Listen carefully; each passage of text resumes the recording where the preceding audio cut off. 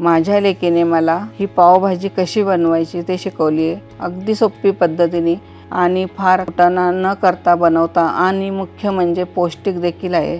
तुम्हाला खडा पावभाजी आवडते का नेहमीची पावभाजी आवडते हे कमेंट करून नक्की कळवा। नमस्ते, मी कल्पना। आपल्या ह्या नवीन स्वयंपाकघरामध्ये तुम्हा सर्वांचं मनापासून स्वागत आणि सगळ्यांना शुभेच्छा। माझ्या सुनेमुळे आज तिच्या सहकार्यामुळे आणि पाठिंब्यामुळे मी आज वयाच्या 65व्या वर्षी हे चॅनल चालू केले। तर ह्या चॅनलला सबस्क्राइब करा आणि तुमचा आशीर्वाद आणि तुमचं प्रेम सदैव असंच पाठीशी राहू दे। चला आता झटपट माझ्या मुलीने शिकवलेली पावभाजी बघूया। आता मी इथं कुकर घेतला, त्या कुकरमध्ये बटर टाकलेले। ते बटर असं वितळलं की जास्त गरम नाही करायचं।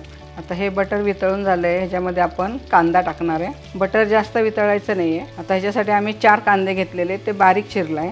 आता हा सोनेरी रंगापर्यंत आपण परतून घेणार आहे बटरमध्ये। आता हा कांदा चांगल्या तांबूस रंगावर परतून झालेला आहे। ह्या कांद्यामध्ये आपण आलं लसूणची पेस्ट टाकणार आहे आणि हे पण एकजीव करून घ्यायचं आधी। कांदा आणि आलं लसूणची पेस्ट एकजीव झालं की ते छान पदार्थ होतो त्याचा। आता हे कांदा आलं लसूणची पेस्ट एकजीव झालेला आहे। आता ह्याच्यानंतर आपण ह्याच्यामध्ये टोमॅटो टाकणार आहे। जर आधीच टोमॅटो टाकला असता तर आलं लसूणचा उग्र वास येतो। आता पुन्हा हे एकजीव करून घ्यायचं, टोमॅटो एकदम मऊ होईपर्यंत।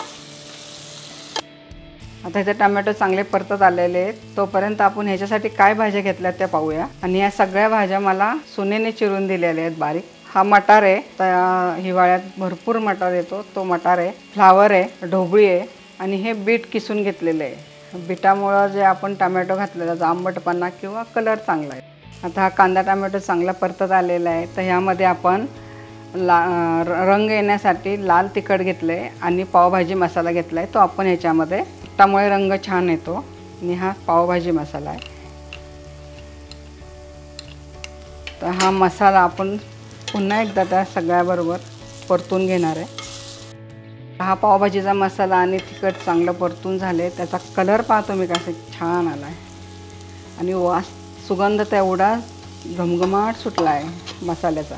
तर आपण ह्याच्यामध्ये आता भाज्या टाकून घेऊयात। आता टाकतो आपण ढोबळी मिरची, स्टेप बाय स्टेप टाका।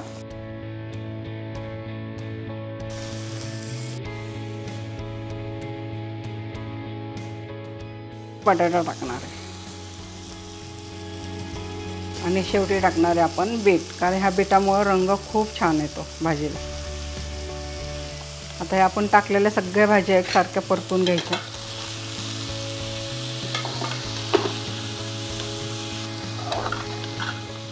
बघा आत्ताच कलर किती छान आलेला आहे। आता ह्या भाज्या परतून झाले की आपण त्याच्या शेवटी मीठ घालणार। मीठ घातले की परत परतायचा। आता मीठ परतून झाले की आपण ह्याच्यामध्ये पाणी टाकणार। शिजण्यापुरतंच पाणी टाकायचं, खूप पाणी नाही टाकायचं।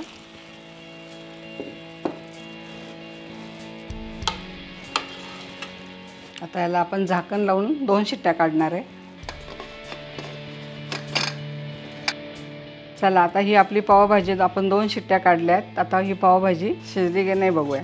छान शिजली आहे पावभाजी, एकजीव झाला आहे सगळं। तर आता हे आपण मॅश करून घेऊ, पटकन होती आहे। आता ही भाजी आपली झाली एकजीव। अजून 5 मिनटं आपण असं हलवून घेऊ। त्याचा रंग, कलर आणि सुगंध येतो आहे भाजीचा। तर एक झाली की ह्याच्यामध्ये आपण आता बटर टाकणार आहे। आता बटर पण आपण एकसारखं हलवून घेणार आहे, एकजीव करणार आहे बटर पण।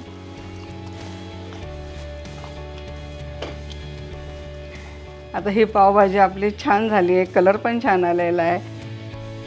मस्त बटर लावलेले पाव भाजी, कांदा, कोथिंबीर, वा।